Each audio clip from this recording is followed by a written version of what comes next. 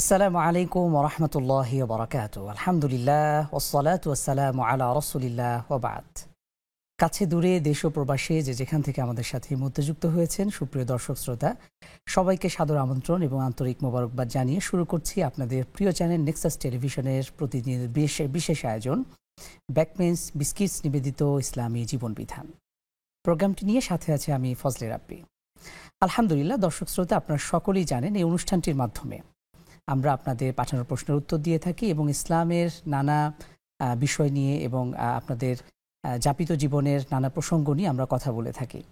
চলুন শুরুতে আজকে পরিচয় হয়ে নিই। আমাদের সাথে আজকে যে গেস্টটি যুক্ত হয়েছেন, আলহামদুলিল্লাহ আজকে আমাদের সাথে যুক্ত হয়েছেন আমাদের সম্মানিত শায়েখ, বিশিষ্ট আলেমে দ্বীন, খতিব এবং গবেষক শায়েখ গাজী সানাউল্লাহ রহমানী। আসসালামু আলাইকুম। ওয়ালাইকুম আসসালাম ওয়া রাহমাতুল্লাহি ওয়া বারাকাতুহু। শায়েখ, আশা করছি ভালো আছেন। আলহামদুলিল্লাহ, আল্লাহ তাআলা খুবই ভালো রেখেছেন। আলহামদুলিল্লাহ, সেই সাথে আশা করছি আমাদের সকল দর্শক শ্রোতা ভালো আছেন। দর্শক, আপনারা যে কোনো প্রশ্ন কিন্তু আমাদেরকে করতে পারেন। আমরা ইনশাআল্লাহ আমাদের সম্মানিত গেস্টের কাছ থেকে ইসলামের আলোকে, কোরআন এবং সুন্নাহর আলোকে সেই প্রশ্নগুলোর জবাব নেব। আজকে আমরা যে বিষয়ে কথা বলতে চাই সেটি হলো রিজিকের নিরাপত্তা এবং ইসলাম। আল্লাহ সুবহানাহু ওয়া তাআলা কোরআন কারীমে ইরশাদ করছেন, ওয়ামা মিন দাব্বাতিন ফিল আরদি ইল্লা আলাল্লাহি রিজকুহা। পৃথিবীতে বা এই আমাদের গ্রহে পৃথিবীতে যত প্রাণী রয়েছে, শুধু মানুষ নয়, সকল প্রাণীর জীবিকার দায়িত্ব বা রিজিকের দায়িত্ব আল্লাহ সুবহানাহু ওয়া তাআলা নিজে গ্রহণ করেছেন। তো শায়েখ, আমরা যেমনটি বলছিলাম, আমরা আজকে এই বিষয়টি নিয়ে কথা বলতে চাই, বিশেষ করে বর্তমান সময়ে রিজিক নিয়ে বা আমাদের খাদ্যের নিরাপত্তা নিয়ে বা মানুষের এই যে আমাদের হতাশা বা আমরা এই যে ছুটে চলা আমাদের র্যাট রেস বা ইঁদুরের মতো দৌড় আমাদের জীবনে আমরা চালিয়ে থাকি, সব কিছুর মূলে কিন্তু খাদ্যের নিরাপত্তা নিশ্চিত করা, সুন্দর জীবিকার এই বিষয়টি নিশ্চয়তা প্রদান করা। আলহামদুলিল্লাহি রাব্বিল আলামিন ওয়াসসালাতু ওয়াসসালামু আলা রাসূলিহিল আমিন ওয়া আলা আলিহি ওয়া আসহাবিহি আজমাইন ওয়া মান তাবিআহুম বিইহসানিন ওয়া ঈমানিন ইলা ইয়াউমিদ্দিন। জীবন এবং জীবিকার মূল বিষয়টা হলো জীবন যতক্ষণ জীবিকা ততক্ষণ। নিশ্চয়ই যে মানুষটির জীবন নেই, তার আসলে জাগতিক জীবিকা তার প্রয়োজন নেই। তারও জীবিকা আছে। যারা শহীদ, তাদের আমাদের দৃষ্টিতে তাদের আসলে জীবন নেই, কিন্তু আল্লাহ তাআলা বলেছেন যে তারা মৃত নয়, বরং তারা জীবিত, বাল আহইয়াউন ওয়ালাকিন লা তাশউরুন। এবং আরেক জায়গায় আসছে ওয়াহুম ইয়ারযুকুন, তারা রিজিক প্রাপ্ত হয়, তাদেরকে রিজিক দেওয়া হয়। তো এটা তো স্পেশাল কথা। মূল কথাটি হলো জীবন যতক্ষণ জীবিকা ততক্ষণ। তো আমি খুব সরলভাবে একটি কথা বলি যে জীবনের যিনি মালিক, জীবিকারও তিনি মালিক। আমরা এটা সবাই বিশ্বাস করি যে জীবনের মালিক আল্লাহ তাআলা। এটা আমাদের একেবারে নাস্তিক যে ব্যক্তি, যে বিশ্বাস করে যে সৃষ্টিকর্তা বলে কেউ নেই, নাউযুবিল্লাহ, সেও বিশ্বাস করে যে মৃত্যু এটা আল্লাহর খাতি আছে। তো মূল কথাটি হলো যে যতক্ষণ পর্যন্ত আমার জীবন থাকবে ততক্ষণ পর্যন্ত জীবিকার জন্য আমার পেরেশানি থাকবে। এবার আপনি যদি কথাটা একটু শুরুর থেকে আসুন, যে যিনি আমাকে জীবন দিয়েছেন, আমি পৃথিবীতে অস্তিত্বহীন ছিলাম, যিনি আমাকে অস্তিত্ব দান করেছেন, পৃথিবীতে আমি ছিলাম না, আমি আদম ছিলাম। আদম মানে হলো অস্তিত্বহীন ছিল। সে আদম থেকে আমি ওজুদের মধ্যে এসেছি। আমি ছিলাম না, নাই ছিলাম, এখন এসেছি। তো যিনি আমাকে এনেছেন তিনি হলেন আল্লাহ রাব্বুল আলামিন। এই জন্য আল্লাহ তাআলা কোরআনে বলেছেন, ফাল্লাহু খায়রুর রাযিক, আল্লাহ হলেন সর্বোত্তম রিজিক প্রদানকারী। তিনি একমাত্র হায়াত প্রদানকারী। তিনি যেহেতু আমাকে হায়াত দিচ্ছেন, সুতরাং রিজিকটা আমি তার কাছ থেকে নেব। সমস্যাটা দ্বারা অন্য জায়গায় রিজিকের ক্ষেত্রে আমরা অন্য কাউকে উপযোগী মনে করি, উপকারী মনে করি এবং অন্য কোনো ঠিকানায় আমরা চিঠি লিখি, অথচ মূল ঠিকানা কিন্তু একটাই। জীবন যিনি দান করেছেন, তিনি যেমন আমাকে জীবন দান করেছেন, তিনি আমাকে সুস্থতা দান করেছেন, তিনি আমাকে রিজিক দান করবেন। কোরআনে বলা হচ্ছে, ফাবতাগু ইলাইহির রিজক, তোমরা আল্লাহর কাছে রিজিককে প্রত্যাশা করো, রিজিক তালাশ করো। আমাদের মানুষের মধ্যে দুটো শ্রেণী। একটা শ্রেণীর জীবনটা হলো জীবিকার জন্য, তারা ঘুম থেকে উঠেছেন জীবিকার জন্য উঠেছেন, নামাজের জন্য তিনি উঠেন না। এই জন্য আমি অনেককে মজা করে বলি, চাকরির জন্য ভোর 5টায় ওঠা কঠিন, নামাজের জন্য ভোর 5টায় ওঠা সহজ। এটা হলো ঈমানের আলামত। আমাদের ক্ষেত্রে হয় উল্টাটা। চাকরির জন্য মানুষ ভোর 4টায় উঠবে, ট্রেনের জন্য মানুষ ভোর 3টায় উঠবে, কোথাও যাত্রা এর জন্য মানুষ 2:30টায় উঠবে, কিন্তু ফজরের জন্য মানুষ 5টা 5:30টায় উঠতে পারে না। কেন? ওইটা তো নামাজ। আমাদের কাছে কঠিন এবং আমাদের কাছে অগুরুত্বপূর্ণ মনে হয়। অথচ দেখুন, আপনি যে ফজরের কথা বলেন, যিনি ফজর নামাজ পড়লেন না তিনি তো তার সৌভাগ্যকে উদ্বোধন করলেন না। যিনি আপনি সবচেয়ে অবহেলিত দুইটা নামাজ আমাদের মধ্যে, একটা হলো ফজর যেটা সবচেয়ে গুরুত্বপূর্ণ, আর একটা হলো আসর, এটাও সবচেয়ে আমাদের কাছে অগুরুত্বপূর্ণ, আমরা পড়ি না। অথচ রাসূল বলেছেন যে ব্যক্তি আসর নামাজ পড়লো না, আসমান এবং জমিনের মধ্যে যা আছে, খায়রুম মিনাদ দুনিয়া ওয়া মা ফিহা, আসরের নামাজের গুরুত্বটা হলো খায়রুম মিনাদ দুনিয়া ওয়া মা ফিহা, আসমান এবং জমিন এবং গোটা দুনিয়ার মাঝে যা আছে এর থেকে সবচেয়ে গুরুত্বপূর্ণ হলো সালাতুল আসর। আমরা ঘুমিয়ে কাটাই, আমরা অবহেলায় কাটাই। কেন? আমাদের কাছে নামাজের গুরুত্বটা কম, আমাদের কাছে সময়ের গুরুত্বটা বেশি। হাত থেকে যদি কারো ঘড়িটা পড়ে যায় তিনি আহত হবেন, তার হৃদয় ভেঙে চৌচির হয়ে যাবে। মোবাইলটা পড়ে গেল, মোবাইলটা নয়, মনে কলিজাটা বেরিয়ে পড়ে গেল। এখন এমন কিন্তু কখনো হয় না যে নামাজটা ছুটে গেল তো এটা কি হলো, আমি কোনোভাবেই মেনে নিতে পারছি না, মনে মনে সুস্থ হয়ে যাওয়া। এটা কেন হচ্ছে না? কারণ আমি আমার জীবনের ঠিকানাকে, আমার জীবিকার যিনি মালিক সে আল্লাহকে মনে করছি না, আমি জীবনের ঠিকানাকে দুনিয়া মনে করছি। এজন্য সারা জীবন একজন মানুষ জীবিকার পিছনে ঘুরে, ইবাদতের দিকে তার মনোযোগ নেই, নামাজের দিকে তার মনোযোগ নেই। যিনি জীবিকা দান করেছেন, সেই জীবনের যিনি সত্তা, জীবিকার যিনি একমাত্র সত্তা, যিনি রাযিক, যিনি হাইয়ুন, যিনি কাইয়ুম, যিনি খালেক, যিনি মালিক, যার হাতে সব কিছু, তার কাছে আমাদের তাওয়াক্কুল নেই। আমাদের তাওয়াক্কুল বস্তুর প্রতি, আমাদের তাওয়াক্কুল মানুষের প্রতি। এ কারণে দিন শেষে আমাদের কি বলে এটাকে, হিসাবের খাতায় ফলাফলটা শূন্য থাকে। আপনি দেখবেন 80 বছর একটা মানুষ, তিনিও তার জীবিকার জন্য রিক্সা টানছেন, দুর্ভাগ্য আমাদের, তিনি তার জীবিকার জন্য কষ্ট করছেন। অথচ 20 বছরের একজন যুবক, এই যুবকও কষ্ট করছে, মানুষের জিন্দেগি চলে যাচ্ছে জীবিকার পিছনে। অথচ আল্লাহ তাআলা কোরআনুল কারীমের মধ্যে মানুষ সৃষ্টির হাজারো বছর আগে তিনি রিজিকের নিরাপত্তা দান করার কথা ঘোষণা করেছেন। যেহেতু তিনি পাঠিয়েছেন, এই রিজিক নিয়ে তো আমার পেরেশান থাকার কথা নয়। আমি আপনার একটা মজার তথ্য, যে হযরতে মালিক ইবনে দিনার রাহিমাহুল্লাহ তাআলা, তিনি বিখ্যাত আধ্যাত্মিক ব্যক্তিত্ব ছিলেন। তিনি এবং শাকিক বলখি, তিনিও একজন আধ্যাত্মিক তাপস ছিলেন। তারা দুজনে সফরে বের হলেন। সফরটা হলো আপনার কাছে জ্ঞানের দরজা খুলে দেবে। শুধু বইয়ের পাতায় আমরা জ্ঞান খুঁজি, বইয়ের পাতার বাইরেও একটা বড় জগৎ হলো পৃথিবী। এজন্য আল্লাহ রাব্বুল আলামিন কোরআনে বারবার বলেছেন যে তোমরা সিরু ফিল আরদ ফানজুরু কাইফা কানা আকিবাতুল মুত্তাকিন আছে, আকিবাতুল মুকাজ্জিবিন আছে, না তোমরা ঘুরো পৃথিবী, সিরু ফিল আরদ, পৃথিবী ভ্রমণ করো এবং দেখো। তো মজার তথ্য হলো যে হযরতে শাকিক বলখি এবং মালিক ইবনে দিনার তারা বের হলেন। হঠাৎ করে মালিক ইবনে দিনার লক্ষ্য করেন যেটা গাছের উপরে একটা পাখি বারবার আসছে, আবার উড়ে যাচ্ছে, মুখে করে খাবার নিয়ে এসছে সে গাছের একেবারে উপরে। তো তার কৌতূহল হলো, তো তিনি খুব কষ্ট করে, একটা খেজুর গাছ ছিল, যে খেজুর গাছের মুন্ডুটা নেই, মানে মাথা আছে কিন্তু ওখানে যে খেজুরের পাতা থাকে বা কুণ্ড থাকে সেটা নেই। তো তিনি অবাক হয়ে লক্ষ্য করলেন যে সেখানে একটা সাপ বসে আছে এবং দেখা যাচ্ছে যে সাপটা অন্ধ। তো সাপ অন্ধ, একটি সাপ, সে গাছের উপরিভাগে আছে। তো সাপেরও তো রিজিক আছে। তো সেই গাছের অগ্রভাগে একটি সাপ বসা, যেটি অন্ধ, এই সাপকে রিজিকের ব্যবস্থা আল্লাহ তাআলা কিভাবে করছেন, তার আরেকটি মাখলুক, একটি পাখির মাধ্যমে আল্লাহ তাআলা তিনি তার রিজিকের ব্যবস্থা করে দিয়ে পাখি উড়ে পৃথিবীর সমাজের নানা প্রান্ত থেকে রিজিক নিয়ে এসে সেই সাপের মুখে তুলে দিচ্ছে। সুবহানাল্লাহ বিহামদি। এইটা দেখার পরে মালিক ইবনে দিনার তার জীবন এবং জীবিকা সম্পর্কে তার ধারণা বদলে গেল। তিনি এসে তার বন্ধু এবং তার চিন্তার সহযাত্রী শাকিক বলখিকে বললেন যে ভাই, আমাদের সফর কমপ্লিট, এবার আমি বাড়িতে ফিরে যাব। যেই আল্লাহ একজন অন্ধ সাপকে গাছের আগায় বসিয়ে খাওয়াচ্ছেন, আমি তো আশরাফুল মাখলুকাত, সে আল্লাহ আমাকেও খাওয়াবেন। মজার তথ্য দেখুন, শাকিক বলখি যে কথাটা বললেন, শাকিক বলখি বললেন, দেখুন আপনি নিজেকে অন্ধ সাপের জায়গায় কেন মনে করছেন? আপনি কেন নিজেকে ওই পাখিটার জায়গায় মনে করছেন না, যে পাখিটা সর্বত্র বিচরণ করে এসে সে একটা মাখলুক, যে অক্ষম, যে মাজুর, তার মুখে রিজিক তুলে দিচ্ছে।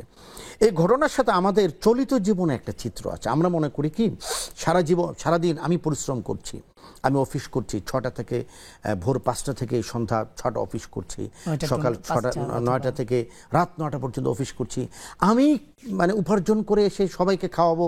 আল্লাহ ক্ষমা করুক, মাঝে মাঝে আমরা এটা দেখি যে মা বাবা থাকেন, কেউ বৃদ্ধ থাকেন, কেউ অসুস্থ থাকেন, পরিবারে অসুস্থ কর্মক্ষম একটি মানুষ থাকলে কারো কারো মধ্যে এই কথা জাগ্রত হয় যে আমি উপার্জন করে তাকে খাওয়াচ্ছি। ঘটনা এটি নয়, বরং হতে পারে তার জন্য আপনি উপার্জন করার সক্ষমতা পাচ্ছেন, বাংলাদেশে শুধু না, গোটা পৃথিবীতে অনেক মানুষ তাদের দিন রাত পরিশ্রম করছে, কায়িক পরিশ্রম করছে, মাথার ঘাম পায়ে ফেলাচ্ছে, কিন্তু না, রিজিকের বরকতময় দরজা তার সামনে খুলে যায়নি। এই রিজিকের বিষয়টা আসলে আশ্চর্যজনক। আমরা যদি একটু ঠান্ডা মাথায় চিন্তা করি, যেমনটি বলছিলেন শায়েখ, আমরা এমন অনেক সময় ঘটনা পাই যে বিবাহ করেছেন, তিনি তার অনুভূতি এমন যে বিবাহের পরে কোথা থেকে রিজিক আসছে তিনি আসলে বুঝতে পারছেন না।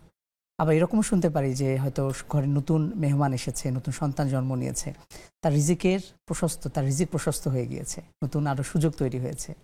এটা হলো, আমরা সবসময় জাগতিক বিষয়কে রিজিকের দরজা মনে করি, কিন্তু আল্লাহ তাআলা কোরআনুল কারীমে অসংখ্য জায়গায় বলেছেন জাগতিক বিষয়টা আমার রিজিকের প্রধান দরজা নয়, এটা একটা উসিলা। রিজিকের মূল দরজা তো আসমানে। নাহনু কাসামনা বাইনাহুম মাঈশা, রব্বুল আলামিন কোরআনের মধ্যে বলেছেন যে আমি তোমাদের মধ্যে তোমাদের জীবন এবং জীবিকাটাকে ভাগ করে দিয়েছি। কেউ ধনপতি হবে, কেউ প্রাচুর্যের শীর্ষে থাকবে, কেউ কোটিপতি হবে, কোনো মানুষ তিনি দারিদ্র থাকবেন, সবর এবং ধৈর্যের সাথে যার জীবন থাকবে, গোটাটা মিলেই জীবন। সকলে যদি ধনাঢ্য হয়ে যেত তাহলে এখানে সবের লোকদের অবস্থান থাকতো না। সবাইকে যদি রব্বুল আলামিন প্রাচুর্যহীন করতেন তাহলে শাকির কৃতজ্ঞ আদায়কারী মানুষের অবস্থান থাকতো না। এই জন্য আল্লাহ তাআলা একটা ভারসাম্য তৈরি করেছেন। কাউকে সম্পদ দিয়েছেন, কাউকে সম্পদ দেয়নি, কাউকে তিনি সম্পদের মালিক করেছেন, কাউকে প্রাচুর্য দিয়েছেন। দেখুন, সবাই যদি সার হয়ে যেতেন তাহলে কিছু মানুষ তো দরকার যে মানুষগুলো সেবক থাকবে। কেউ থাকবে যিনি তার আল্লাহ ক্ষমা করুক যে পয় নিষ্কাশনের দায়িত্বে থাকবেন, কেউ থাকবে যিনি তার সার্ভেন্টের দায়িত্ব থাকবেন। ইনশাআল্লাহ আমি আবারও আসছি। আমাদের সাথে দর্শক আছেন দুজন।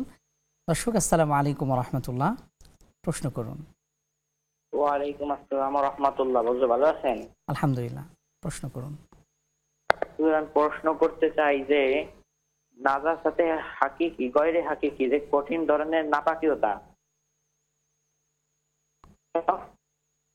জি, যে কঠিন ধরনের নাপাকিয়তা, ওটা যদি হাতে মাখে অথবা কোনো জায়গায় মাখে, ওটা ধোয়ার সময় পানি যদি কোনো জায়গায় পড়ে সেটি নাপাক হবে কিনা? আপনার আরেকটা প্রশ্ন রয়েছে।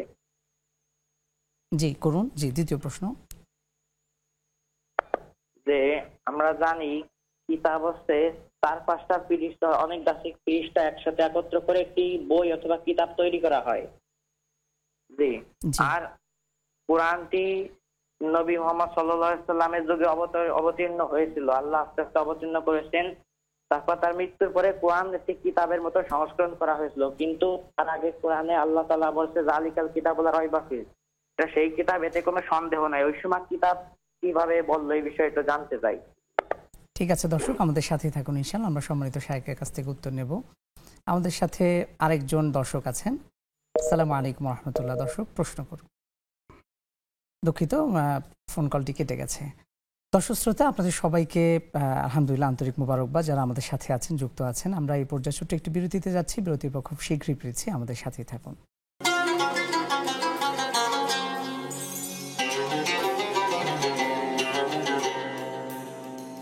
আসসালামু আলাইকুম ওয়া রাহমাতুল্লাহি ওয়া বারাকাতুহু। সুপ্রিয় দর্শক শ্রোতা, বিরতির পর আরও একবার আন্তরিক মোবারকবাদ এবং শুভেচ্ছা। আপনারা দেখছেন নেক্সাস টেলিভিশনের পর্দায় প্রতিদিনের বিশেষ আয়োজন প্যাকমেন্স বিস্কিটস নিবেদিত ইসলামী জীবন বিধান। প্রোগ্রামটি নিয়ে সাথে আছে আমি ফজলে রাব্বি, আমাদের সাথে আজকে যুক্ত আছেন শাইখ গাজী সানাউল্লাহ রহমানী।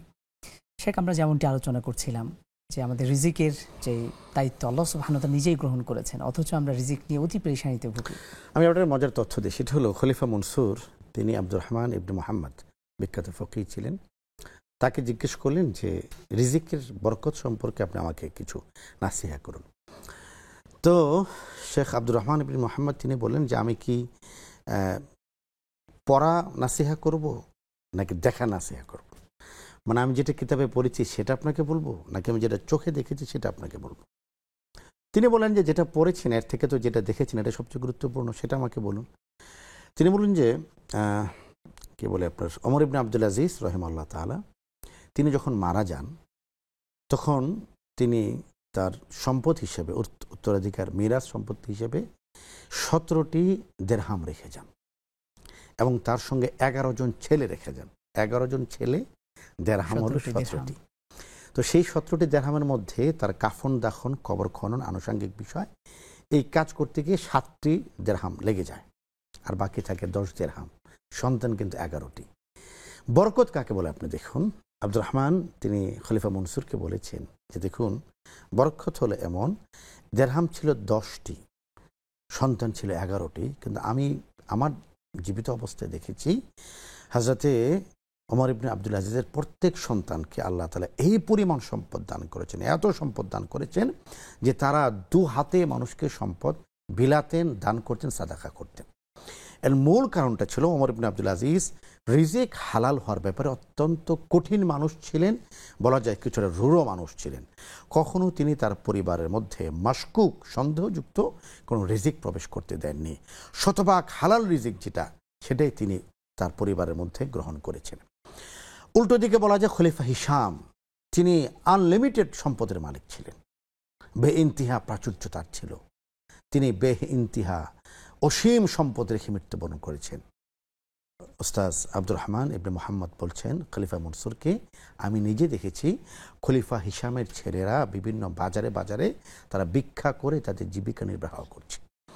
আমরা এই ব্যাখ্যাটা আমরা ঢাকা শহরেও দেখি। আপনার ঢাকা শহরে 50 বছর অথবা 70 বছর অথবা 100 বছর পুরনো ইম্পর্টেন্ট জোন এবং প্যালেসে যে বাড়িগুলো দেখবেন এখনো পর্যন্ত সংস্কার হয়নি অথবা বহুতল বিশিষ্ট ভবন হয়নি। মূল কারণ কি? মূল কারণ হলো তার রেখে যাওয়া সম্পদ উত্তরাধিকার যারা ভোগ করবেন এদের মধ্যে দ্বন্দ্ব। এক ভাই আরেক ভাইয়ের বিরুদ্ধে মামলা করেছে, ভাই বোনের বিরুদ্ধে মামলা করেছে। সম্পদ কিন্তু ছিল যারা প্রত্যেকেই সম্পদটাকে সমানভাবে ভোগ করলে তাদের জীবন বরকতময় হতো। এখন দেখতে পাচ্ছি কেউ ভোগ করতে পারছে না, মামলার উপর মামলা চলছে, জীবন কি জীবন চলে যাচ্ছে, কিন্তু তাদের ভাগ্যে কিছুই জুটছে না। এটা কেন? সম্পদে বরকত নেই। এজন্য রিজিকের মধ্যে একটা গুরুত্বপূর্ণ বিষয় হলো যে আমি আমার রিজিকে বরকত চাচ্ছি কিনা, নাকি শুধু রিজিক চাচ্ছি। শুধু রিজিক যদি চাই তাহলে কিন্তু আমার জীবন বরকতময় হবে না। আরেকটা ব্যাখ্যা হলো আমরা শুধুমাত্র খাদ্যকেই রিজিক মনে করি, এটা ভুল। খাদ্য শুধুমাত্র খাদ্যটাই রিজিক নয়। আল্লাহ তাআলা যে আমাদেরকে সুস্থ রেখেছেন এটাও কিন্তু রিজিক। নিশ্চয়ই আল্লাহ যে হাসপাতালের খরচ কমিয়ে দিচ্ছেন এটাও কিন্তু রিজিক। একজন মানুষ প্রচুর পরিমাণ সম্পদের মালিক, তিনি আইসিইউতে আছেন, এই সম্পদ তাদের কোনো কাজে আসবে না। এজন্য আমাদের আল্লাহর কাছে চাওয়া হচ্ছে যে আল্লাহ যেই রিজিকে বরকত আছে সেই রিজিক আপনি দান করুন, যেই রিজিকের মধ্যে কল্যাণ আছে সেই রিজিক আমাদেরকে দান করুন, যেই রিজিকের মধ্যে খায়ের আছে সেই রিজিক আমাদেরকে দান করুন। হাদিসের কুদসির মধ্যে আল্লাহ তাআলা একটি চমৎকার ধারণা দিয়েছেন আমাদের রিজিক সম্পর্কে। তিনি বলেছেন গোটা পৃথিবীর যত মানুষ এবং জিন্নাত, এই দুইটাই তো মাখলুক, এদেরই তো হিসাব হবে, এদেরই তো বিচার হবে। মানুষ এবং জিন, সরল বাংলা বলতে পারি মানব এবং দানব, সকলে সমবেত হয়ে একত্রিত হয়ে আল্লাহর কাছে মানুষ এবং জিন্নাতের যত যাচনা, যত চাহিদা, আমরা কিন্তু যতটা প্রত্যাশা করি এর খুব সামান্যটা পাই। আমাদের কত প্রত্যাশা, আমরা তো একজন আমেরিকার রাষ্ট্রপতি হয়ে যেতে চাই, মানে প্রত্যাশার তো কোনো সীমা নেই।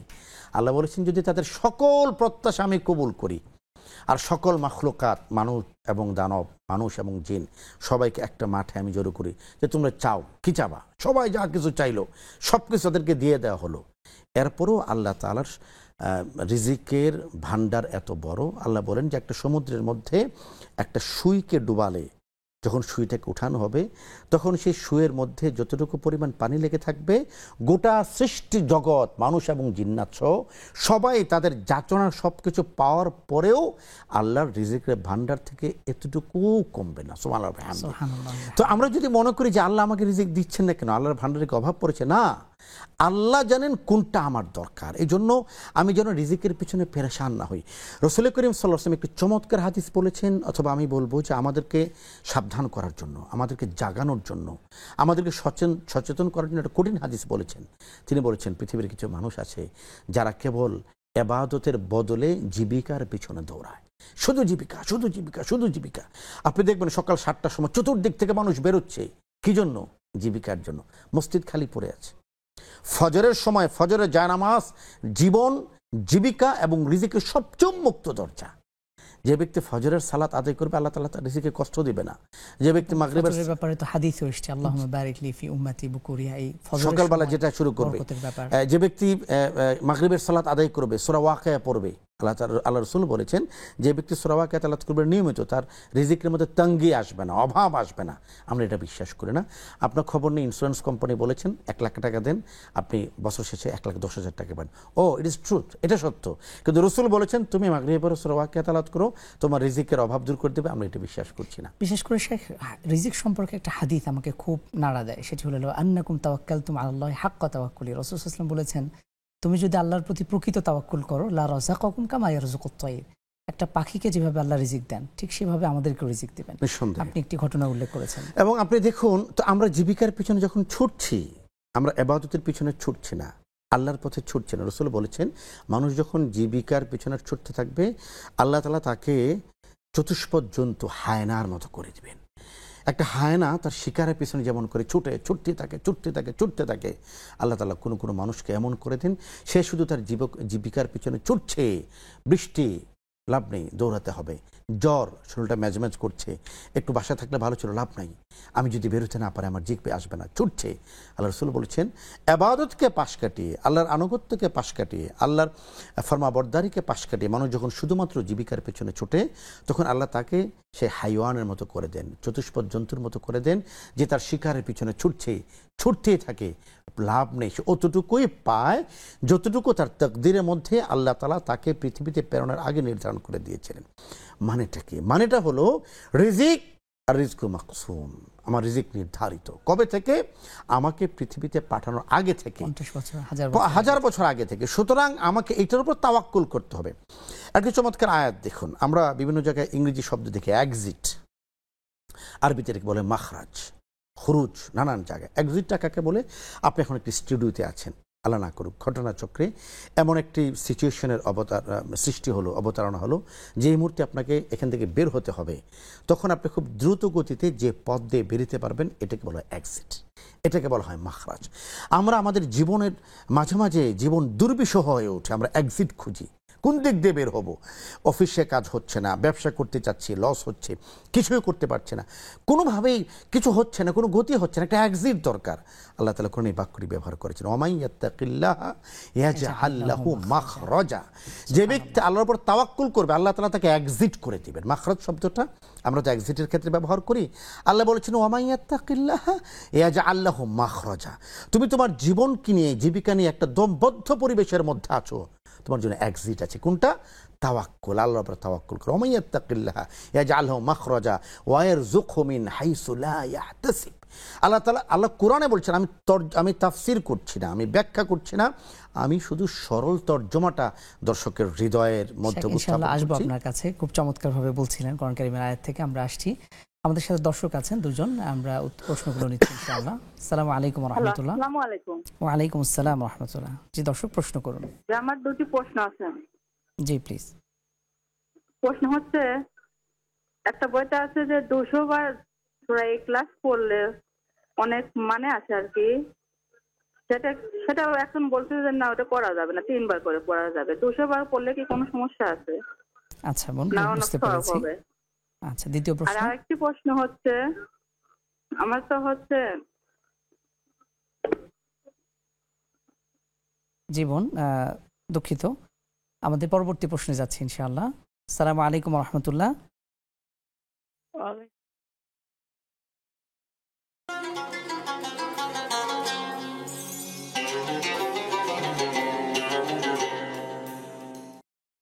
আসসালামু আলাইকুম ওয়া রাহমাতুল্লাহি ওয়া বারাকাতুহু। সুপ্রিয় দর্শক শ্রোতা, বিরতির পর আরো একবার আন্তরিক মোবারকবাদ এবং শুভেচ্ছা।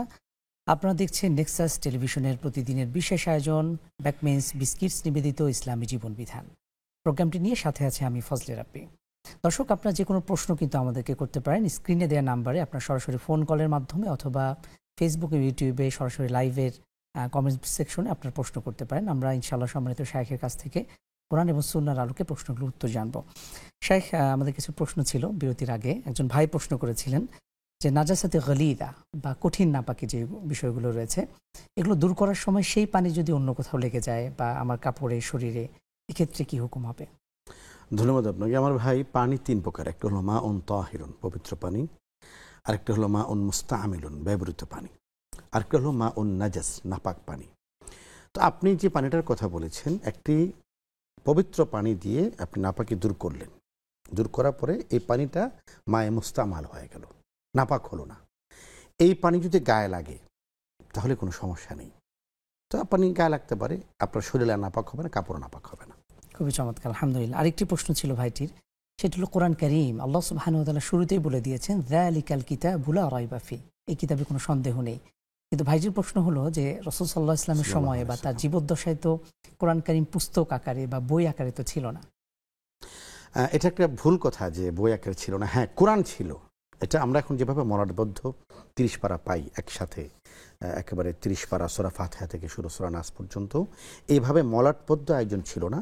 কিন্তু কোরআনের প্রত্যেকটা আয়াত কোন সূরার অংশ, 114টি সূরা, পুরোটার অবয়বটা ঠিক ছিল।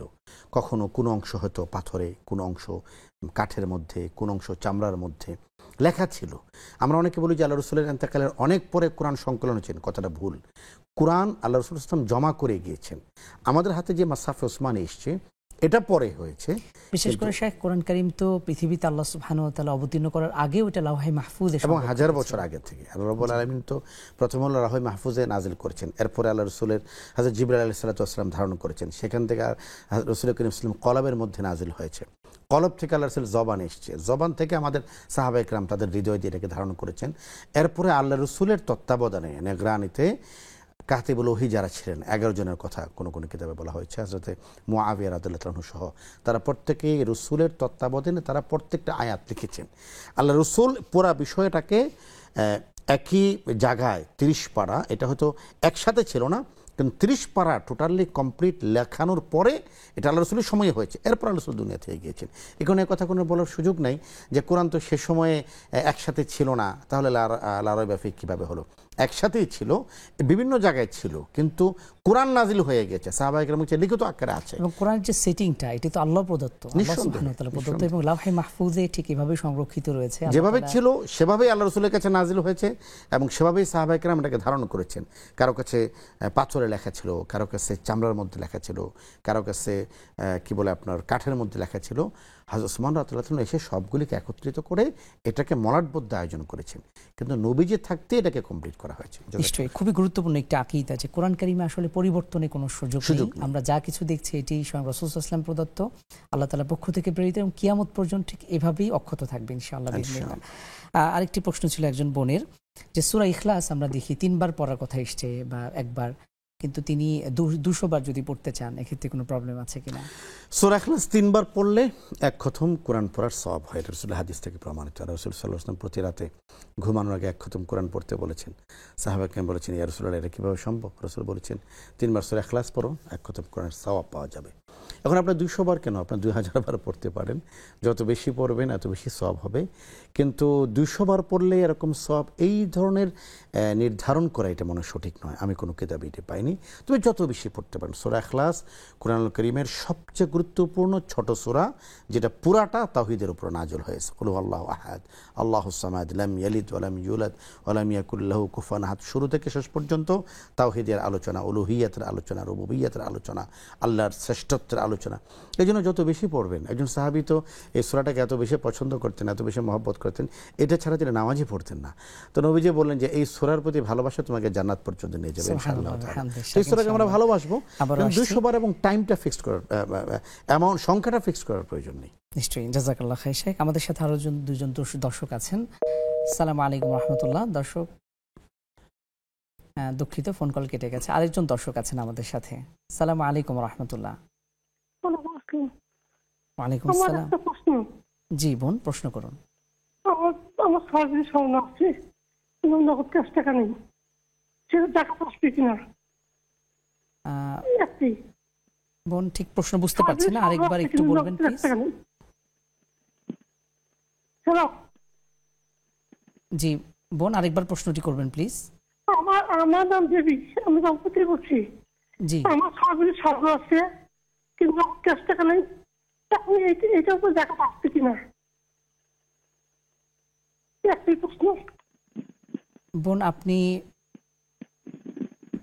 বোন অনুগ্রহ করে আপনি আমাদের লাইভ চলছে ফেসবুকে অথবা ইউটিউবে, আপনি সেখানে কমেন্টে একটু প্রশ্নটি করতে পারেন। আমরা ঠিক বুঝতে পারছি না।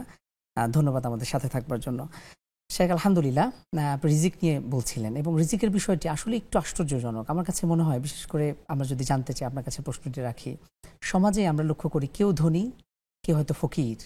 আমরা এমনও দেখি যে অনেকের আল্লাহ সুবহানাহু ওয়া তাআলা রিজিকের প্রশস্ততা দিয়েছেন, তাকে সেই সামর্থ্য দিয়েছেন, সকালবেলার আমির অথবা সন্ধ্যা আস্তে আস্তে সেই ফকিরে পরিণত হচ্ছে। এই যে বিষয়, এটা কোরআনের আলোকে বা সুন্নাহর আলোকে যদি আমরা একটু ব্যাখ্যা করতে চাই। দেখুন, প্রথম কথা তো হলো রিজিক আর রিজকু মাকসুম মিনাল্লাহি আযজা ওয়া জাল্লা। আল্লাহর পক্ষ থেকে রিজিকটাকে নির্ধারিত করা দেওয়া হয়েছে। এখন মানুষ যত পরিশ্রম করুক না কেন, সব পরিশ্রমের মাধ্যমে অতটুকু রিজিকই পাবে যেটা আল্লাহ তাআলা তার জন্য নির্ধারণ করেছেন। এখানে একটা আলাপ চলে আসে, সেটা হলো যারা দুর্নীতি করে হাজার কোটি টাকার পাহাড় গড়েছেন, যেটা হারাম, এটা কি তার রিজিক কিনা? ইসলামী ভাষ্যমতে এটাও কিন্তু তার রিজিক, কিন্তু এটা সে উপার্জন করেছে অবৈধ পন্থায়। কেউ কিন্তু দুর্নীতি করে অন্যের সম্পদ খেতে পারবে না, মানে যেটা তার তকদিরে ছিল না, এটা সে খেতে পারবে না। বাট অপেক্ষা করতে হবে, এটা হালালভাবেই তার কাছে আসার কথা ছিল যদি সে ওয়েট করত। এক্ষেত্রে একটা বিখ্যাত ঘটনা বলা যায়, হযরত আলী রাদিয়াল্লাহু তাআলা আনহু, তিনি এক মসজিদে গেলেন নামাজ পড়তে। তো যাওয়ার সময় তার উটের জিনটাকে কারো কাছে রেখে যাওয়া দরকার। তো তিনি বাহিরে দেখলেন একটি ছেলে দাঁড়িয়ে আছে, তাকে বলেন যে উটের জিনটা তুমি রাখো। না, ওনার সাথে কেউ ছিলেন না, যে উটের জিনটা তুমি রাখো, আমি নামাজ পড়ে আসছি। তো হযরত আলী রাদিয়াল্লাহু তাআলা নামাজে থাকা অবস্থায় নিয়ত করেছেন যে তিনি মসজিদ থেকে বের হওয়ার পরে যে ছেলেটা তার উটের জিনটাকে পাহারা দিচ্ছে তাকে তিনি 2 দিরহাম দেবেন। বেরিয়ে এসে দেখেন ছেলেটা নেই, ছেলেটাও নেই, জিনটাও নেই। তিনি একটু পেরেশান হলেন, উটের জিন যেটার মধ্যে আসলে বসতে হয় আর কি। তো তিনি একজনকে জিজ্ঞেস করলেন যে আমার জিনটা তো চুরি হয়ে গেছে, জিন কোথায় কিনতে পাওয়া যায়? বললো পাশেই বাজার আছে, সেখানে আপনি গেলেই উটের জিন কিনতে পারবেন। তো তিনি গিয়ে তাকে দেখলেন যে এক লোকের কাছে জিনটা রয়েছে। তো তিনি তাকে জিজ্ঞেস করলেন, এটা তুমি কোথায় পেয়েছো? সে বললো যে আমি তো আসলে এটা কিনেছি একজন ছেলে থেকে। তিনি জিজ্ঞেস করলেন, কয় টাকা দিয়ে কিনেছো? বললো যে আমি 2 দিরহামে কিনেছি। তো তিনি তাকে সেই 2 দিরহাম দিয়ে তিনি জিনটাকে নিয়ে নিলেন এবং তিনি বললেন যে দেখো, এই 2 দিরহাম ওই ছেলের প্রাপ্য ছিল। সে আমার জিনটাকে চুরি করে সে যে বাজারে বিক্রি করে 2 দিরহাম উপার্জন করলো, এটা তো রিজিক ছিল। সেই রিজিক তো আমার পকেটে ছিল হালালভাবে, কিন্তু সে 4 রাকাত নামাজ পড়তে আমার যতটুকু সময় লাগে অতটুকু সময় সে ধৈর্য ধারণ করেনি। এ কারণে সে কিন্তু 2 দিরহামই পেয়েছে, এটা হারামভাবে পেয়েছে। কিন্তু সে যদি ওই 10 মিনিট অপেক্ষা করতো তাহলে আমি তাকে 2 দিরহাম দিতাম, এটা সে হালালভাবে পেত। মানে মূল বিষয়টা হলো কি, রিজিক তো আল্লাহর পক্ষ থেকে তাইন করা, নির্ধারণ করা, তিনি ভাগ করে দিয়েছেন। আপনি চাইলেই এর চেয়ে একটু বেশি পাবেন না, একটু কমও পাবেন না। আমরা যত প্রচেষ্টাই করি না কেন, কখনো নয়। একটি দানা, যত ছুটে চলাই, একটি দানা বেঁচে থাকতে আপনার আমার মৃত্যু হবে না, নিশ্চয়ই। অথবা আমাদের সামর্থ্যের বাইরের একটি দানা আমরা খেতে পারবো না। এর অনেকগুলি ছোট ছোট উদাহরণ আছে। দেখুন, আপনি কোথাও হয়তো ইফতার করতে বসেছেন, আপনার সামনে ইফতার দেওয়া হচ্ছে, গুরুত্বপূর্ণ কোনো ফোন এসেছে। এটা অন্তত আমার জীবন অনেকবার হয়েছে। আমাকে উপলক্ষ করে একটা ইফতার আয়োজন হয়েছে, গুরুত্বপূর্ণ ফোনের কারণে আমি আজানের 1 মিনিট আগে চলে এসেছি, অন্য জায়গায় চলে এসেছি, লেখা ছিল ওখানে ইফতার। কোথাও গিয়ে খাবো, আমরা এটা আমাদের প্রত্যেকের জীবনই হয়, বলা আছে যে আমি ওখানে আসতেছে খাবো, দেখা যাচ্ছে অন্য জায়গায় চলে গিয়েছি এবং সেখানে খাবারের আয়োজন হয়ে গেছে। তো মানেটা ভাবে অনেক সময় হয়ে যায়, আসলে অকল্পনীয় ভাবে আমরা অনেক সময় নিঃসন্দেহে পুরোটাই। এবং আমরা এমনও লক্ষ্য করি যে আসলে একজন ব্যক্তি সে চেষ্টা করছে, অনেক পরিশ্রম করছে, সে খুঁজতেছে কোনো ভালো একটা জব বা চাকরি, কিন্তু হুট করেই তার এমন একটা জায়গা থেকে ভালো কোথাও থেকে অফার আসে যা সে কল্পনাও করে না। এবং যেখানের জন্য সে চেষ্টা করছে ওখানে হয়নি, যেখানের জন্য সে চেষ্টা করছে না সেখানে হয়ে গিয়েছে। মূল কথাটি হলো রিজিক পুরোটাই আল্লাহর হাতে। ওমা, কোরআনের মধ্যে আল্লাহ তাআলা বলেছেন, আরেকটি জায়গায় এসেছে যে 5টি জিনিস মানুষ আল্লাহ তাআলা কেউ ছাড়া না। ওমা যা তাকসিবু গাদা, আগামীকাল সে কি অর্জন করবে। এই জায়গাটা সহিহ বুখারীর হাদিসে একটি এসেছে যে একজন মানুষ যখন সকালবেলা ঘুম থেকে ওঠে এবং সে যখন সুস্থ থাকে এবং তার কাছে ওই দিনের খাবার রয়েছে, সে ওই দিনের জন্য সবচেয়ে সুখী মানুষ। সুবহানাল্লাহ। ওয়ামা তাদরি নাফসুন বিআইয়ি আরদিন তামুত ওয়ামা তাদরি নাফসুন মাযা তাকসিবু গাদা। পৃথিবীর প্রত্যেকটা মানুষ একটা কি বলে একটা নিয়ে, একটা সন্দেহ ঠিক নয়, অনিশ্চয়তা নিয়ে পৃথিবীতে আসে প্রতিদিন, এভরিবডি। আজকে যে সময়টাতে আমরা আছি, সন্ধ্যা পর্যন্ত, রাত পর্যন্ত কি ঘটবে আমরা কেউ জানি না। ইনশাআল্লাহ আমাদের সাথে একজন দর্শক শ্রোতা আছেন। আসসালামু আলাইকুম ওয়া রাহমাতুল্লাহ। দর্শক কে বলছেন, কোথা থেকে বলছেন? রাহমাতুল্লাহ ওয়া বারাকাতুহু। ওয়া আলাইকুম আসসালাম। হুজুর, আমার একটা প্রশ্ন, যে আমরা যখন ইমামের সাথে নামাজ পড়ি তখন ইমামের তাকবীরের সাথে কি আমাদেরকে তাকবীর উচ্চারণ করতে হবে রুকুতে, সাজদাতে? আমার অনেক সময় ভুল হয়, কখনো করি কখনো হয় না আর কি। এটা কোনটা শুদ্ধ এটা জানার জন্য। জি, অসংখ্য শুকরিয়া দর্শক, আমাদের সাথেই থাকুন, ইনশাআল্লাহ আমরা শাইখের কাছ থেকে উত্তর নেব। আলহামদুলিল্লাহ দর্শক শ্রোতা, এই পর্যায়ে সময় হয়ে গেল ছোট্ট একটু বিরতিতে যাবার। ইনশাআল্লাহ বিরতির পর খুব শীঘ্রই ফিরছি, আমাদের সাথেই থাকুন।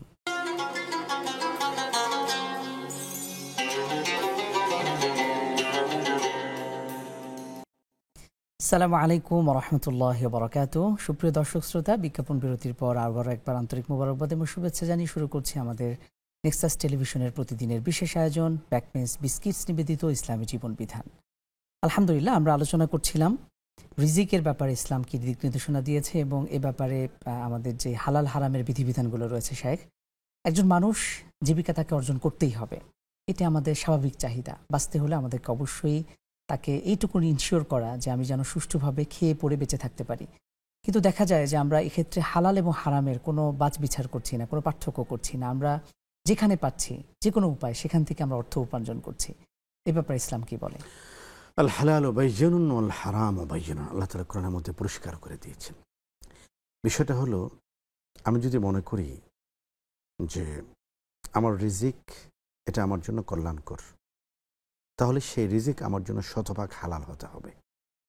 হারাম রিজিকের মাধ্যমে যে শরীর আমার গুযাবিল হারাম হাদিসে যেটা আসছে, হারাম রিজিকের মাধ্যমে যে শরীর তৈরি হচ্ছে, আল্লাহ রাসূল সাল্লাল্লাহু আলাইহি ওয়াসাল্লাম বলেছেন এর প্রত্যেকটা অংশ জাহান্নামে যাবে।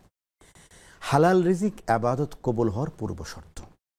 একজন মুসলিম আর কাফেরের মধ্যে মূল পার্থক্য হলো, মুসলমান হালাল রিজিক গ্রহণ করবে, সে কখনো হারাম রিজিক গ্রহণ করবে না। এর চেয়ে আরেক ধাপ উপরে আরেকটা কথা আছে, যারা আতকা, যারা মুত্তাকি, রিজিক তিন প্রকার, একটা হলো হালাল, আরেকটা মাশকুক, একটা হারাম। যিনি মুত্তাকি তিনি হালালটা গ্রহণ করবেন, মাশকুকটাও গ্রহণ করবেন না। মাশকুক কোনটা? সন্দেহযুক্ত। আমাদের বাংলাদেশে, আমাদের সমাজে অনেক ধরনের হারাম উপার্জনের বিষয় আছে। সুদভিত্তিক অর্থনৈতিক প্রতিষ্ঠানগুলি হারাম। অনেক জায়গা আছে যেখানে আপনার হারাম খাবার সরবরাহ করা হয়। হারাম খাবার সরবরাহ যে প্রতিষ্ঠানে করা হয়, ওই প্রতিষ্ঠানের দারোয়ানের বেতন পর্যন্ত হারাম। কারণ তিনি এটাকে, বিশেষ করে যারা দেশের বাইরে থাকেন, ইউরোপ আমেরিকার মতন দেশ, যে কোনো জায়গায় হতে পারে, যে কোনো জায়গায় হতে পারে। তো আমরা মনে করি আমি তো বিল্ডিং পাহারা দিচ্ছি না, আপনার আসলে বিল্ডিং পাহারা দিচ্ছেন, আপনার বার পাহারা দিচ্ছেন। তো সেটা হারামের একটা কারখানা, এটার দারোয়ান পর্যন্ত আল্লাহ ক্ষমা করে গুনাহগার হবেন। এখন মূল বিষয়টা হলো, আমি যদি মনে করি যে আমার রিজিকটা আজকের দিনেই শেষ, তাহলে আমি রিজিকের ক্ষেত্রে বাছ বিচার করব না। কিন্তু আমার যদি মনে হয় যে আজকের রিজিকটা আজকের দিনেই শেষ নয়, আমার আজকের রিজিকের জন্য জবাবদিহিতা করতে হবে হাসরের ময়দান পর্যন্ত, তখন কিন্তু আমি আমার রিজিকের ব্যাপারে সেন্সিটিভ হব। আমরা প্রত্যেকেই জানি যে কবরের মধ্যে 3টি প্রশ্ন অথবা 4টি প্রশ্ন করা হবে, হাসরের ময়দানে 5টি প্রশ্ন করা হবে। আর একটা গুরুত্বপূর্ণ প্রশ্ন হলো, তোমার আয় কি, উপার্জন কি? সেই উপার্জনটা হালাল ছিল না হারাম ছিল? এখন আজকে যদি আমার উপার্জনটা, আমি যদি মনে করি যে আজকে কী উপার্জন করলাম না করলাম, এটা তো আজকের দিন তো কালকের কথা বলবে না, এটা মুসলমানের কথা নয়। আমার আজকের দিন কালকেও কথা বলবে, পরশুদিনও কথা বলবে, কবরেও কথা বলবে, হাসরেও কথা বলবে।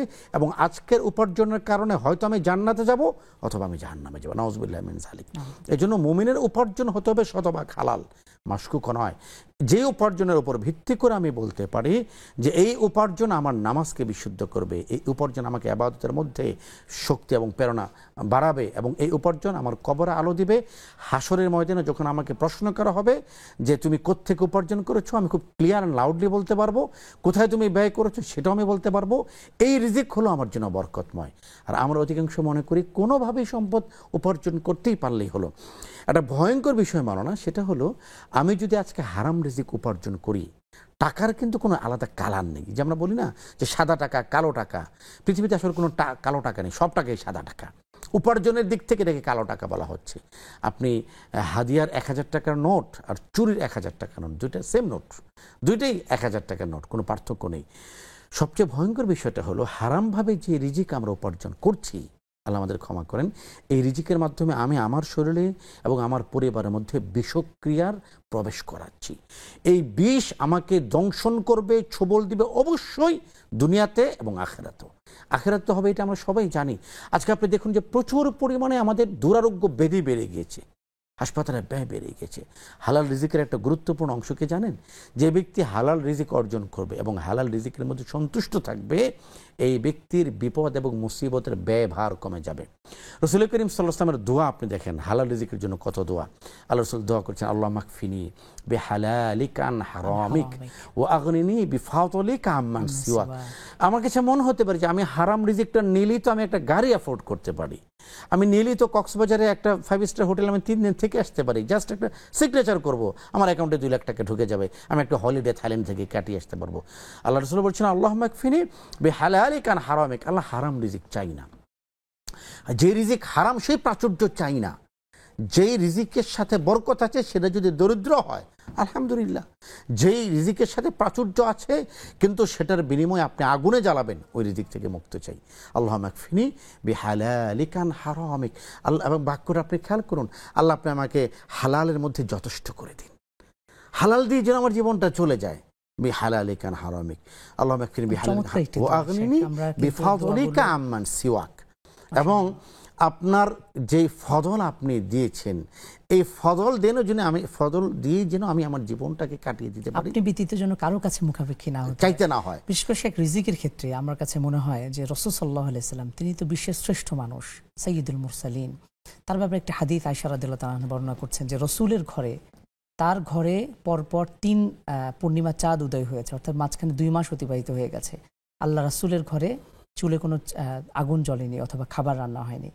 তো এই যে মানুষ আমাদের মধ্যে প্রত্যেকের মধ্যে কিন্তু পেরেশানি রিজিকের জন্য, একটু জীবিকার জন্য, এই বিষয়গুলো যদি আমরা সামনে রাখি তাহলে কিন্তু একটা বিষয় হলো জীবিকার পেরেশানি যতক্ষণ পর্যন্ত আমার হৃদয় থেকে দূর না হবে ততক্ষণ পর্যন্ত আমি কিন্তু সুস্থির হতে পারবো না, মানসিক স্বস্তি লাভ করতে। এই জন্য আমরা কিন্তু সবাই পেরেশান, এভরিবডি। আপনি ইন্টারভিউ নেন রাস্তায় দাঁড়িয়ে দাঁড়িয়ে, আপনি দেখবেন যিনি গাড়িতে চড়ছেন বিএমডাব্লিউতে তিনিও পেরেশান, আর যে লোকটা রিক্সা ভাড়ার অভাবে এখান থেকে হেঁটে যাচ্ছেন তিনিও পেরেশান। তো পেরেশানের এই মাত্রাটা কেন? কারণ হলো আমরা আমাদের হালাল রিজিকের প্রতি অভ্যস্ত নই, এবং আমরা এটা মনে করছি না যে রিজিকটা আল্লাহর কাছে, ওর কেন 10 তলা হলো, আমার কেন 1 তলা। আপনি এই কম্পিটিশন যদি করেন তাহলে কিন্তু আপনি কখনো সুস্থির হবেন না। এই জন্য ইসলামের আধ্যাত্মবাদের একটা ব্যাখ্যা হলো রাজা বিল কাজা।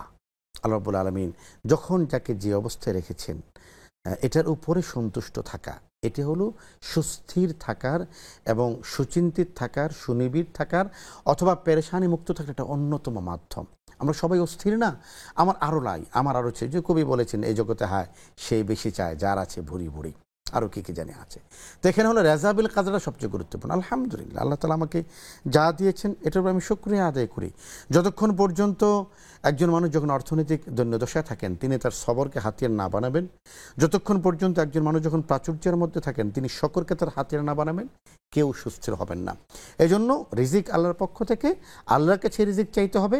রিজিক চাওয়ার ক্ষেত্রে বরকত এবং খায়ের চাইতে হবে, যেটা আমরা কোরআনের মধ্যে দুয়ার মধ্যে দেখি, রব্বানা আতিনা ফিদ দুনিয়া হাসানা ওয়া ফিল আখিরাতি হাসানা। হাসানার ব্যাখ্যা কি? হাসানার সর্বাধিক পরিচিত ব্যাখ্যা হলো খায়ের। রব্বানা আতিনা ফিদ দুনিয়া খায়ের, আল্লাহ আপনার দুনিয়ার মধ্যে যেটা উত্তম, যেটা কল্যাণকর সেটা আমাকে দান করুন। ডায়াবেটিস রোগীর সামনে আপনি 3 কেজি গরম রসগোল্লা দিয়ে দিলেন, এটা তার জন্য হাসানা নয়, এটা তার জন্য খায়ের নয়। আমার যেটা প্রয়োজন সেই খায়ের এবং কল্যাণ যেন আল্লাহ তাআলা দান করেন, সেটা আল্লাহর কাছে প্রত্যাশা করতে হবে। জাযাকাল্লাহ শেখ, অনেক অনেক শুকরিয়া। আলহামদুলিল্লাহ, আমরা শেষ দিকে চলে এসেছি। একটি প্রশ্ন আছে, সেটি হলো ইমামের সাথে তাকবীর বলার ক্ষেত্রে যে মুসল্লি সে যখন ইমামের সাথে সালাত পড়ছে, ইমামের যে তাকবীর আল্লাহু আকবার বা সুবহানাল্লাহ বা সামি আল্লাহু লিমান হামিদা, এই ক্ষেত্রে মুসল্লি কি পড়বে নাকি পড়বে না? মুসল্লি পড়বেন, এটা সুন্নাহ। মুসল্লি জবাব দিবেন, ইমাম যখন আল্লাহু আকবার বলেন তিনি আল্লাহু আকবার বলেন, ইমাম যখন সামি আল্লাহু লিমান হামিদা বলেন তিনি রব্বানা লাকাল হামদ হামদান কাসীরান তাইয়িবান পড়বেন। বাকি আরকান আহকাম প্রত্যেকটাতে ইমামের সাথে তিনি শরীক হবেন, এটা সুন্নাহ। কেউ যদি না পড়েন নামাজে কোনো সমস্যা নেই, নামাজ হয়ে যাবে। জাযাকাল্লাহ শেখ। শেখ, একদম শেষ পর্যায়ে চলে এসেছি। সেটি হলো যে আমরা অনেক সময় দেখা যায় যে আমাদের চারপাশে এমন অনেক মানুষ আছে, বিশেষ করে যারা সেবা খাতে বা সার্ভিস দেন, চারপাশে এমন অনেক নিয়ে ঘুরেন যে আমার এই কাজটি করে দেন ভাই, এত টাকা আপনাকে দিয়ে দিচ্ছি। এই সময় অনেক প্রশ্ন আমরা পাই, যে ক্ষেত্রে আমি কি করব, আমাকে অনেক সময় পুশ করা হয় এই হারাম গ্রহণের জন্য। এক্ষেত্রে তার করণীয় কি হতে পারে? এক্ষেত্রে নবীজির খুব ছোট শব্দের একটা হাদিস আছে, সেটা হলো ইসআল নাফসাকা, তুমি তোমার হৃদয়কে জিজ্ঞেস করো। আমরা যে প্রচুর প্রশ্ন আসে না আমাদের শায়েখদের কাছে, মানুষ জানতে চায়, প্রথম প্রশ্নটা হবে নিজের কাছে। রাসূল বলেছেন ইসআল নাফসাকা, যে কোনো কাজের ক্ষেত্রে তুমি তোমার হার্টকে জিজ্ঞেস করো, তোমার বিবেক। আমরা অনেক জায়গায় লেখা থাকে বিবেক সবচেয়ে বড় আদালত, এই কথাটা একেবারে ভুল না। মানে বিবেকটা যদি সুস্থ থাকে তো রাসূল বলেছেন তুমি তোমার বিবেককে জিজ্ঞেস করো, বিবেক বলবে যে না এটা তুমি নিও না। আমি যেন মনে করি সৎ এবং সততা ছাড়া আমার জীবনের কোনো গতি নেই, কোনো গতি নেই, কোনো গতি নেই। অথচ আজকের সমাজে আমরা সব গতি খুঁজে পাচ্ছি অসততায়, দুর্নীতির মধ্যে। কিন্তু আপনি দিন শেষে দেখবেন না, মন্দ পথে উপার্জনে সূর্য উদিত হয় না, বরং সূর্য অস্তমিত হয়ে যায়। নিঃসন্দেহে। অনেক অনেক শুকরিয়া শায়েখ। আলহামদুলিল্লাহ, সুপ্রিয় দর্শক শ্রোতা, দেখতে দেখতে আমরা অনুষ্ঠানের একদমই শেষ পর্যায়ে চলে এসেছি। আজকে আমরা আলোচনা করেছি রিজিকের ব্যাপারে ইসলাম কি বলে। আমাদেরকে হালাল রিজিক অন্বেষণ করতে হবে, আমাদেরকে চেষ্টা করতে হবে। এরপরে বাকি বিষয় আল্লাহ সুবহানাহু ওয়া তাআলার পক্ষ থেকে যতটুকু আমাদের জন্য বরাদ্দ রয়েছে সেটুকু আমি ভোগ করেই যাবো ইনশাআল্লাহ বিইذনিল্লাহি তাআলা। আলহামদুলিল্লাহ, আমাদের সাথে থাকার জন্য অনেক অনেক শুকরিয়া। আজকে আমাদের সম্মানিত গেস্ট শাইখ গাজী সানাউল্লাহ রহমানী, আপনাকে অনেক অনেক শুকরিয়া জানিয়ে আজকের মতো আমরা এখানে বিদায় নিচ্ছি। দেখা হবে পরবর্তী প্রোগ্রামে। সকলে ভালো থাকুন, সুস্থ থাকুন। ওয়াসসালামু আলাইকুম ওয়া রাহমাতুল্লাহি ওয়া বারাকাতুহু।